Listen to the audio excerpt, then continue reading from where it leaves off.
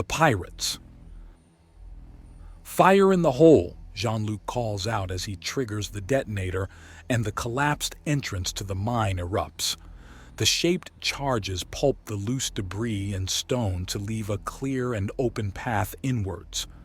"Good job, man. We'll take it from here," Hachitas remarks.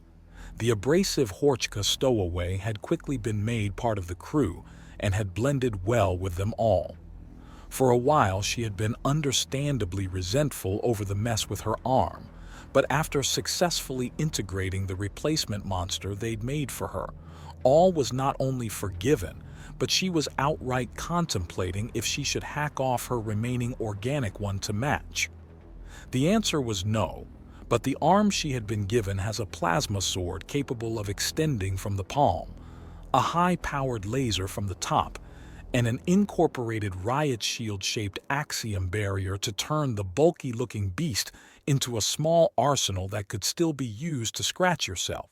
She has ultraviolet goggles on for night vision, and piercing the bug's stealth, and her main weapon of choice is a massive double-headed axe. Jean-Luc had called out the bullshit of a weapon like that, stating the weight and impracticality of having one of the main killing edges pointing at you. The response was completely sensible and almost boring. The extra weight gave the axe more power, and if anything happened to the first blade you used, you had a fresh and clean one on the other side. A twirl and it was go time all over again. Taking out his grenade launcher, Jean-Luc rolls his eyes a little. He's got a machete strapped to his thigh and a shoulder holster for a plasma pistol. Most of the crew was focused on building. A cleanup bug hunt was low priority but needed to happen. Besides, there was always a bit of joy to be found in blowing things to hell. "Something's moving," one of the girls in the armor states, and Jean-Luc pulls down his own goggles to get a good look. Outlined in a color he simply didn't have the capacity to see, is a small horde of four-legged insectoid monsters. They scuttle forward like an unholy cross between crabs and spiders as their jaws flex and drool. It has a torso above the main legs and cruel grasping claws. A damn nightmare in chitinous reality, all the more horrible for the fact it cannot be normally seen. Hachitas rushes in and quickly becomes a dervish of war cries and a massive hewing blade as the less physically imposing girls pilot their combat mechs to cut down the outskirts, and several of the much more aggressive girls charge in close. Goddamned lunatics, the lot of them. Jean-Luc groans as several of the snicked go at the chitinous horrors with arm blades as well as physical weapons. A woman with natural scythes as well as a staff, sword, axe, or whatever is a hell of a physical force if it gets in your face. The girls are treating this far too lightly. Someone's going to get hurt doing something stupid. Jean-Luc moves to the side to reposition himself and look more clearly down the exposed tunnel.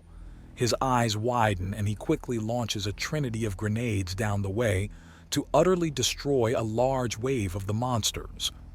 The sound of the explosions from the cave system hits like a physical force, and whatever enthusiasm these monsters had is damn well gone.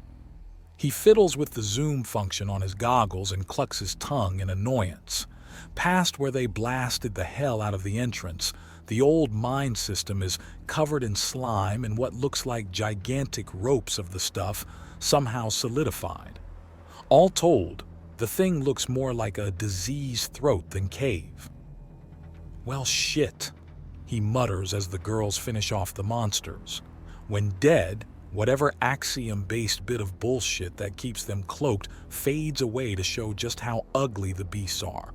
But that doesn't help the fact that being locked into the tunnels only seems to have given them a greater chance to breed. There must be another entrance or something. All blowing this one did was redirect them. Jean-Luc realizes. "Burning wrath, are there more? You didn't scare them off, did you?" Hachitus demands, looking towards Jean-Luc. "Whether I did or not, we need to go in. They made the mines into a nest. We need to completely empty it out," he explains as he pulls out his communicator. "Hey Jingay, I need you to tell Miles and Lady Lilpaw that things are a bit more complicated than we thought. We'll need to do another sweep after this one." "Why's that?" one of the girls asks, and he gestures into the cave. "The beasts covered it in slime, meaning they're getting food from somewhere," Jean-Luc says as he retracts the goggles back to a normal view. "What? So we have to do what then?" Hachitas asks, and Jean-Luc sighs. "It means that this is more than just a check and purge. It means we need to map out the whole place and make sure there's not some hidden chamber of eggs or a birthing matron or a larder full of animals with mini versions of these invisible little bastards growing inside them and eating them alive." "What? Do these things do that?" "No idea. All we know is that they're invisible predators and have been known to take bites out of people. They're big four-legged bugs with knives for fingers, a bottomless appetite, and a date with death, so let's make sure the whole nest makes it in time, shall we?" Jean-Luc asks, and there's a cheer from the girls causing him to smirk. Apparently leading wasn't so hard after all. He'll have to belt Miles one for acting like it was a chore or something.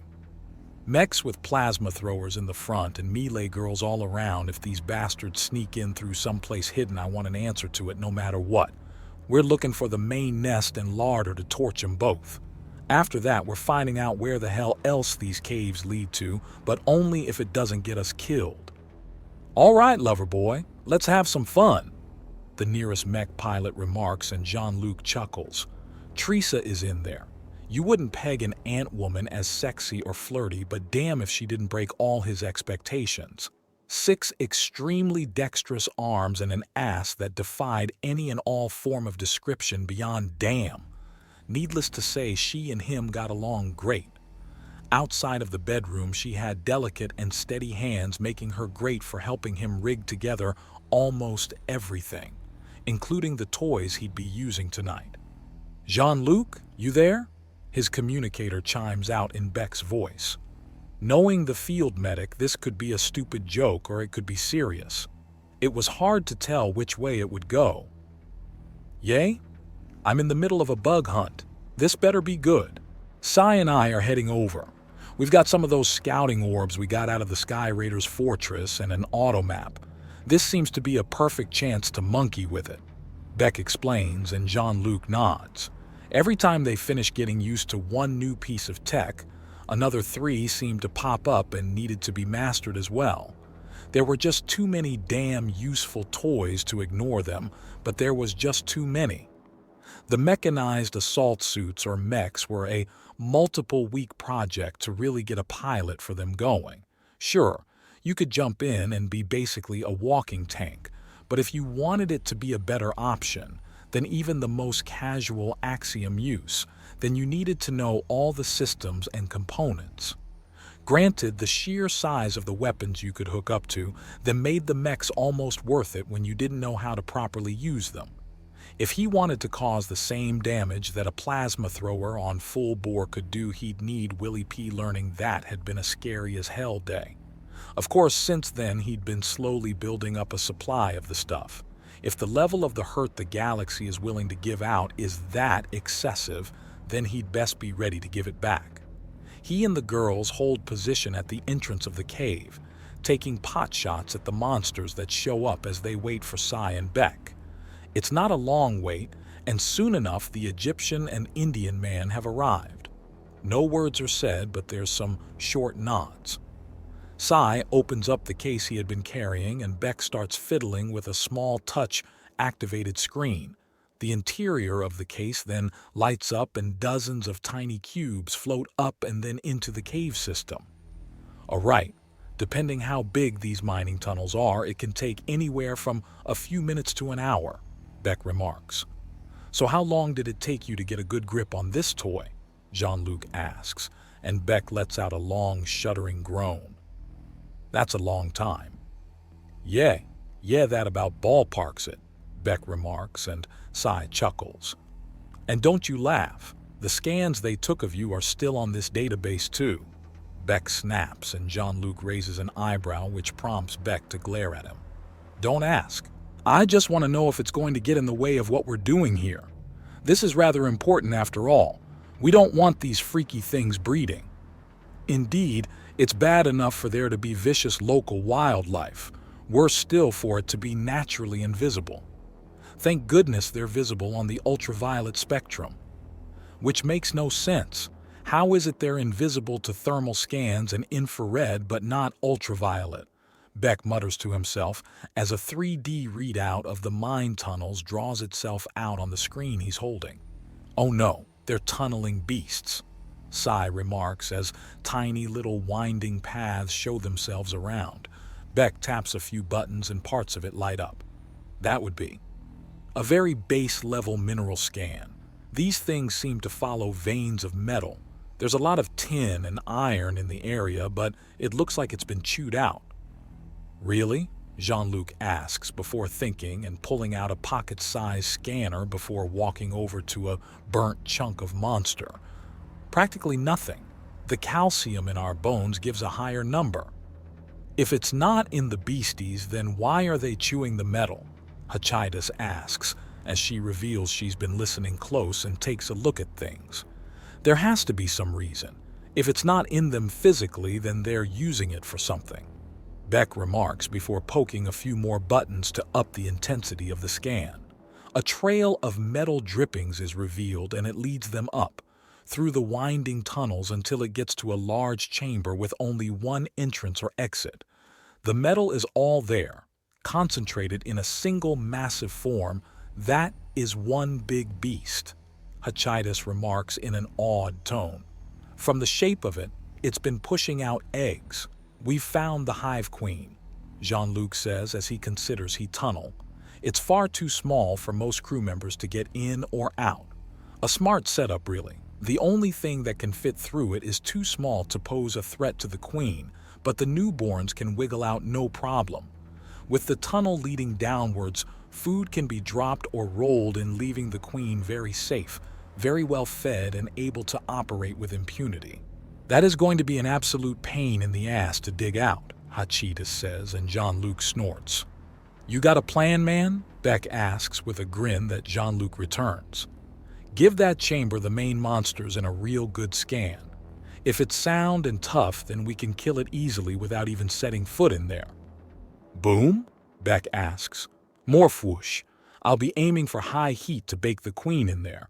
The stupid thing is in an oven. We just need to turn on the gas. Do you have what you need? Sai asks. Sai, buddy. You can generally assume that at any given moment I have enough thermite on my person to completely melt whatever building I'm in. I just need to get to the hole that leads to this beastie's den to reduce it to charcoal. Or we could have one of the mech girls stick the muzzle of their biggest plasma cannon into the hole and hold down the trigger. That tends to produce a lot of heat, Hachitus says, and there's a pause.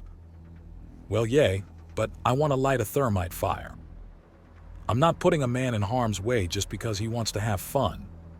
We could rip your arm off and wrap you in duct tape again.